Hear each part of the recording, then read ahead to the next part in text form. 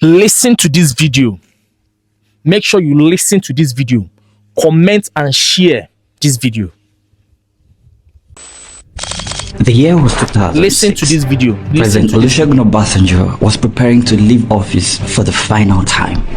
He had worked tirelessly to build Nigeria's foreign reserves from its lows of $5 billion in 1999 to about $42 billion in 2006. This was despite crude oil selling for an average of $46 per barrel during his administration. But there was something that kept weighing the Nigerian naira down. Even with $42 billion in foreign reserves, the Obasanjo's administration was facing heavy criticism and pressure from all corners because of this heavy burden. You see, this burden weighed a whopping $36 billion. Yeah, that was how much Nigeria owed in external debt at the time. Most of that amount was owed to the Paris Club, a group of major creditor countries that included the United States, United Kingdom, France, and some other Western countries. Then came April 2006, and Obasanjo said, quote, "Nigeria will not owe anybody in the Paris Club one kobo." A few days after this bold declaration, there was this headline from the New York Times saying, quote, "Nigeria pays off its big debt. Sign of an economic rebound." Baba had done it. Before this huge announcement was made, the President Olusegun Obasanjo's administration had been engaged in discussions with the Paris Club on this Nigeria's debt burden. Those discussions yielded results when in 2005, the Paris Club proposed an unprecedented debt buyback at a discount. They agreed to a 60% discount on Nigeria's debt that would cancel all of Nigeria's debt to them if Nigeria could come up with a cash payment of roughly $12 billion. Meaning, the Nigerian government only needed to pay $12 billion of the $30 they owed. Now, with $18 billion being written off then, Obasanjo's administration was able to pay the balance of $12 billion. And from there, Nigeria became debt-free, at least for the time being. This helped stabilize the value of the naira at the time.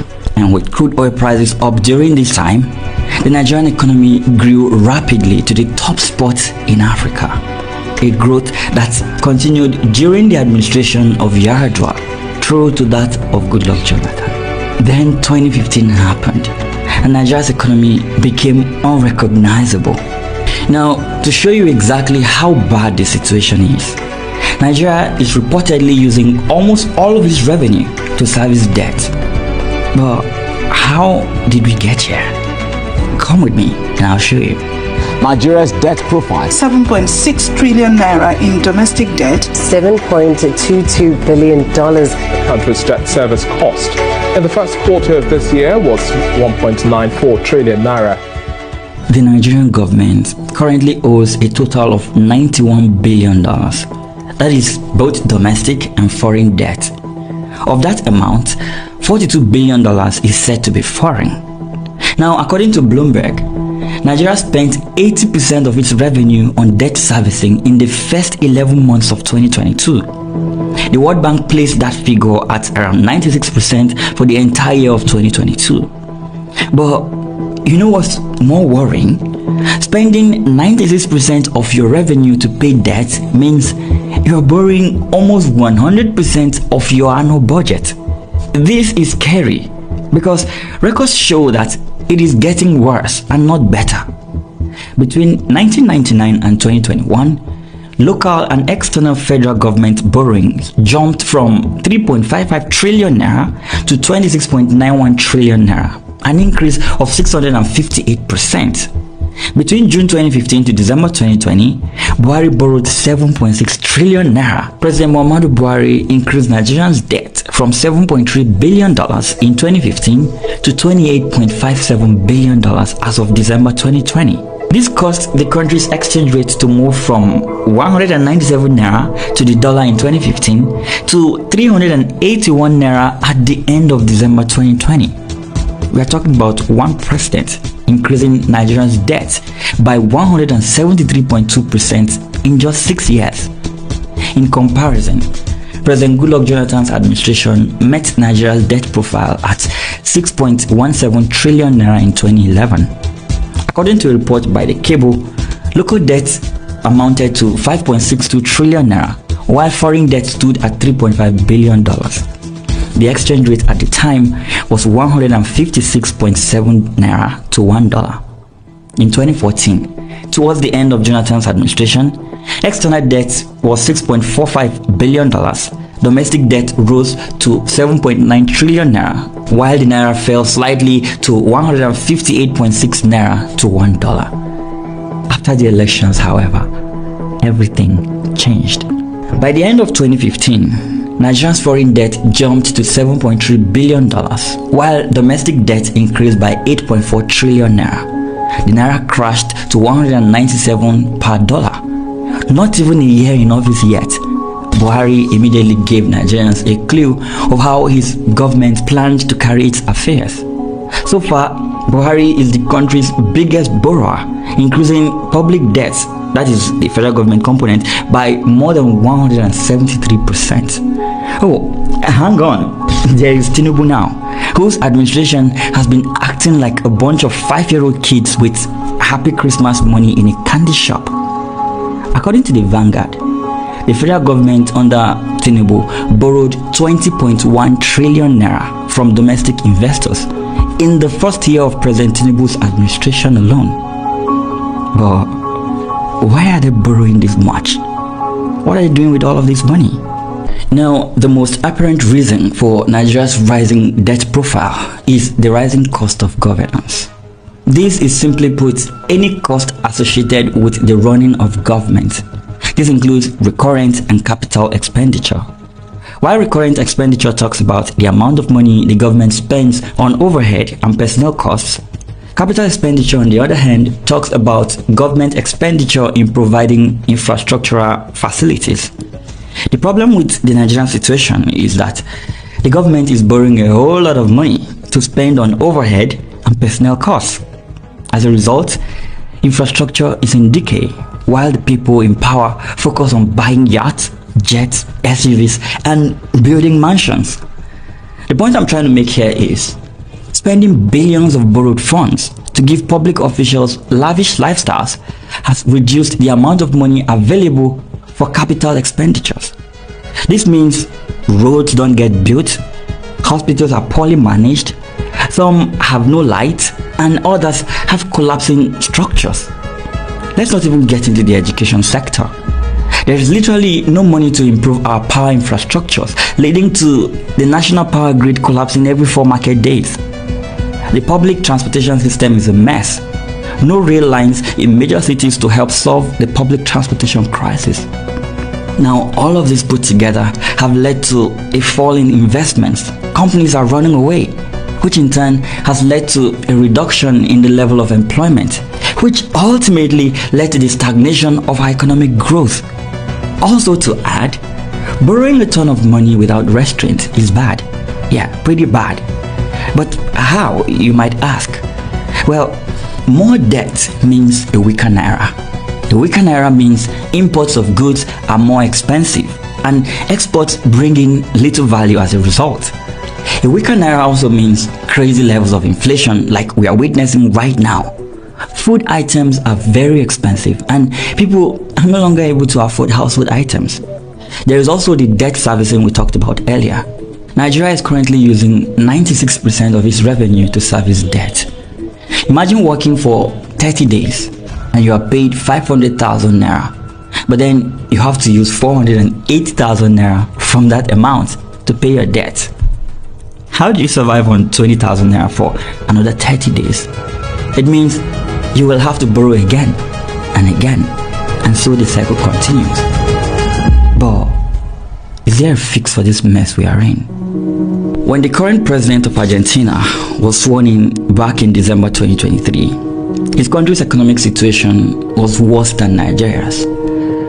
But what did he do? Well, he took measures to reduce government spending. It's not a magic trick. All he did was cut down on the size of government, block the stealing of government funds, attract foreign direct investment through tax holidays, and improve the ease of doing business in the country. If you're broke, you don't need to go on a spending spree to build a mansion and buy a jet and a yacht and whatnot. In all honesty, if Nigeria were a company, it would have filed for bankruptcy by now, and maybe all the managers and directors would be behind bars. You see, when the last administration was under a lot of pressure to get money to run its operations, they went to the central bank and turned it into a printing press. With every naira they printed, the naira lost more value. Inflation soared, and your savings became worth less than they used to be. The result of that recklessness is still being felt today, with the current administration even worsening the situation with its borrowing and spending. Like I said earlier, the Tinubu administration has been acting like a bunch of 5-year-old kids with happy Christmas money in a candy shop. They know they didn't work to earn this money they are spending, because of course these are loans. However, they are hell-bent on spending it all, but not on infrastructures, not on capital investment to help prop up the Nigerian economy. They tell you that the government is taking some loans to run its operations. Then you turn on the news only to see that one of these operations is a VP residence that cost the country 21 billion naira of money it doesn't have. Imagine borrowing 21 billion naira to build a mansion for your vice president at a time like this. Are you trying to show to the people you borrowed this money from that all is well back at home? Because Nigerians know that all is not well here. So, who exactly are you trying to impress? You see, African leaders are the only crop of people that travel to Western countries with about 200 delegates, spend millions of dollars in 5-star hotels to attend meetings with their creditors whom they have gone to beg for money.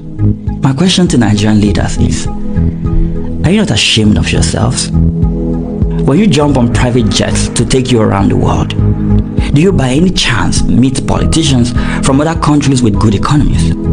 If you do, can you tell us what your conversation with them is usually like? Do you even talk to them? Because make it make sense here. How do you introduce yourself to the British Prime Minister, for example, when you go to one of these your meetings? Tell me. Do you say, hey, I'm a senator from Nigeria. Yeah, I'm one of the folks who sing a song of allegiance to the president I should be holding accountable. I also try to warn people in my constituency who, by the way, voted for me against all forms of protest against the hunger they are currently enduring. Or do you say, I'm Minister of the Federal Republic of Nigeria? Yes, we know the economy is terrible right now, but Nigerians just need to sacrifice while we, the people elected to serve them, live our best lives. And to the governors, how do you live with yourselves? When you look into the mirror, who do you see? A father? A servant of the people? Or a wicked politician who doesn't care about the plight of his people? For those who want to make Nigerians believe that economic hardship is a trial from God, how do you live with yourself? And to my fellow Nigerians, you need to know the truth. Our economy is bad because of the terrible decisions of our leaders. When you take on loans as an individual, for example, and you use those monies to buy fancy clothes to wear and oppress your neighbors, you'd better have a plan on how you're going to pay back that money. Because when the time for repayment comes and you have not generated any income to pay back, there's bound to be trouble. That is the trouble we are in today. Most of the loans we are taking are being used to finance recurrent expenditures. Only a tiny fraction is used for capital expenditure. Instead of investing in things that can yield results for the economy and help boost our GDP, our politicians are busy sharing money as palliatives. A year ago in 2023, Tinubu wrote to the National Assembly seeking 500 billion naira for palliatives. July 2024, the federal government is sending 740 rice trucks to states. How many Nigerians will even see these trucks? Not to talk of getting a grain of rice from these bags. Nigeria external debts as of today, $43.16 billion. The issue is what you wanna buy, Nigeria government. What do we buy that we are owing this amount of money? And still, they are even proposing even to borrow more. I believe this money is being shared by the elected officers. Who do we offend in this nation, Nigeria? Our leaders. You are piping problem for the next unborn generation. You borrow this money without the citizen having the efficacy of this money borrowed. I'm using this opportunity to call on the federal government. Please look into this borrowing. Doesn't mean that Nigeria doesn't make profits. Where is all our uncountable mineral resources that God has blessed us with? Must you borrow in budgeting, and the budgeting is being padded, and people are putting the money, taking to other countries of the world. Why the Nigeria citizens are suffering? The giant of Africa, the government. We need an urgent answer on this matter because we cannot take it any longer. My name still remains Comrade Prince Iche, the voice of the voiceless.